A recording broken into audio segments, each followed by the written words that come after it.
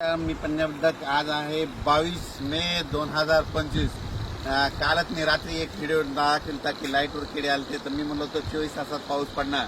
तर पाहू शकता ही आमची इथली लेंडी नदी आहे आणि लेंडी नदीला भरपूर असं पाणी आले पाहू शकता या बाहेर. आणि आता सकाळचे 5 वाजलेले पाहू शकता इतकं जोरात पाणी वाहत आहे. आणि राज्यातल्या या ठिकाणी 22 मे पासून परत राज्यातल्या शेतकऱ्याला सांगू इच्छितो की राज्यामध्ये 30 तारखेपर्यंत असाच ओढे नाले नदी वाहणारा पाऊस पडणार आहे म्हणून हा अंदाज लक्षात येतो. मुंबईला देखील मुसळधार पाऊस पडणार आहे म्हणून मुंबईवाल्यांनी सतर्क राहण्याची गरज आहे. राज्यातल्या सर्व शेतकऱ्याला सांगू इच्छितो की राज्यामध्ये पूर्व विदर्भ, पश्चिम विदर्भ, दक्षिण महाराष्ट्र, उत्तर महाराष्ट्र, कोकणपट्टी, खानदेश, मराठवाडा 22 मे पासून ते 30 मे पर्यंत असा नदी ओढे नदी नाले वाहतील असा पाऊस पडणार आहे म्हणून हा अंदाज लक्षात येतो. माझी सर्व शेतकऱ्याला विनंती की विजा कडकडत असताना झाडाखाली थांबू नका. त्याच्यानंतर विजा कडकडत असताना आपले पाळीव प्राणी झाडाखाली बांधू नका, कारण की झाडावर जास्त विजा पडतात म्हणून हे अंदाज लक्षात येतात. नारळाच्या झाडावर देखील वीज पडते म्हणून नारळाच्या झाडाखाली थांबू नका. मोबाईलचं नेट देखील बंद करा.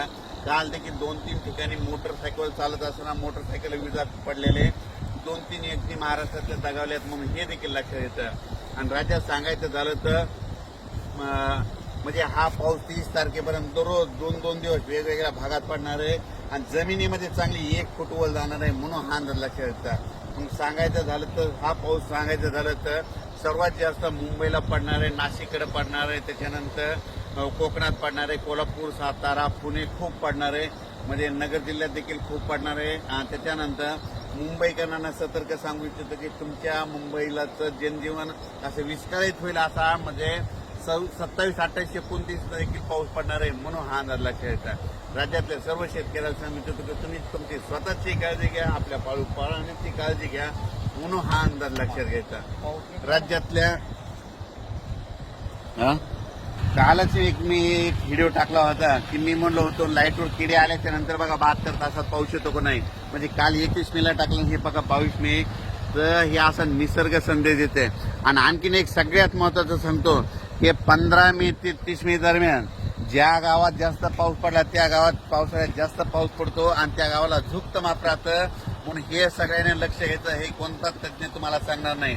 जर तुम्हाला एक सांगू इच्छितो की आमचं धामणगाव आहे, म्हणजे आमच्या धामणगावला 15 मे ते 30 मे दरम्यान आता असा पाऊस पडला आणि इकडे सेलूला नाही पडला तर येणाऱ्या पावसाळ्यात आमच्या गावाला दररोज पाऊस पडणार पण सेलूवाल्याला सोडून देणार म्हणून हे प्रत्येकाने ही गोष्ट लक्षात घ्यायची. ज्या गावाला जास्त पाऊस पडला तिथे जास्त पाऊस पडतो म्हणून हे लक्षात येतं. राज्यातल्या सर्व शेतकऱ्याला सांगू इच्छितो की लगेच उद्याच्याला एक अंदाज दिला जाईल म्हणून हे लक्षात घ्यायचं. हे पाहू शकता आमच्या इकडल्या सगळ्या नद्याला पूर आलेला आहे. धन्यवाद.